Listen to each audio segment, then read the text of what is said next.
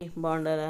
మేమైతే బాగున్నాము, మీరు బాగుండాలని కోరుకుంటూ ఈరోజు టమాటా పచ్చడి ఎలా చేసుకోవాలో చూపిద్దామని మీ ముందుకు వచ్చాను. ఈ పచ్చడి అయితే అన్నంలోకి, ఇడ్లీ, దోశ అన్నిటికీ బాగుంటుంది. ఒక ఎర్రగడ్డ అయితే తరుక్కున్నాను నేను, పెద్ద ఎర్రగడ్డ. ఒక 7 మిరపకాయలు తీసుకున్నాను. ఇది కొంచెం కారం ఎక్కువే ఉంటుంది. 7 మిరపకాయలు తీసుకున్నాను. సరిపడా నూనె పోసి అది బాగా వేయించుకునేసి అందులో ఒలిచిపెట్టుకున్న తెల్లగడ్డలు అయితే వేసేసుకుందాము.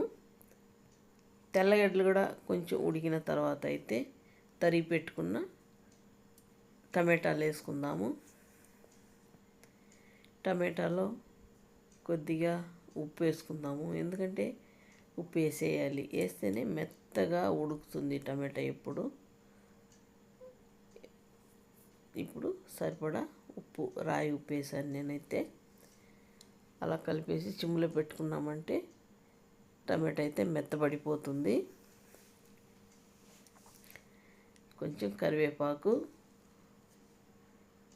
కొత్తిమీరియాలు, దాన్ని అలా పచ్చివాసన పోయేంత వరకు అలా వేయించేసుకుందాము. కరివేపాకు అయితే అలానే వేస్తానే మిక్సీకి వేసుకోవచ్చండి. కొత్తిమీరలు అయితే ఇంకా పచ్చివాసన పోయేంత వరకు అయితే ఉడికించాలి కదా. రెడీ అయిపోయింది కదా. ఇది ఇలా పక్కన పెట్టి కాసేపు ఆరాక మిక్సీకి పట్టించుకుందాము. మిక్సీకి వేసి వేరే గిన్నెకి అయితే మనం మార్చుకుందాము. దోసపిండి అయితే నేను ఆల్రెడీ కలిపి పెట్టినాను.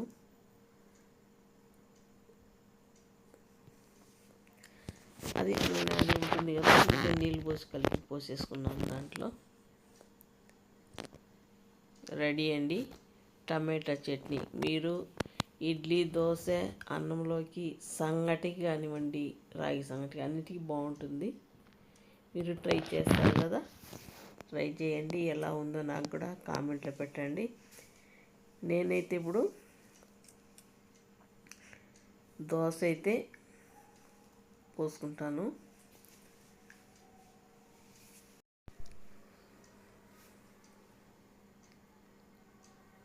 దోశ అయితే పోసుకున్నాను. ఇంకా తినడమే ఆలస్యం అండి, ఇంకా తినేస్తాము. నేను చేసిన పచ్చడి మీకు నచ్చిందా? నచ్చితే మీరు కూడా చేసి కామెంట్లో ఎలా ఉందో పెట్టండి. అలాగే నా ఛానల్ని లైక్ చేయండి, షేర్ చేయండి, సబ్స్క్రైబ్ చేయడం మాత్రం మర్చిపోకండి ప్లీజ్ అండి. దోశకి టమాటా పచ్చడికి అదిరిపోయిందండి, చాలా బాగుంది. మీరు కూడా ట్రై చేస్తారు కదా, ప్లీజ్ సబ్స్క్రైబ్.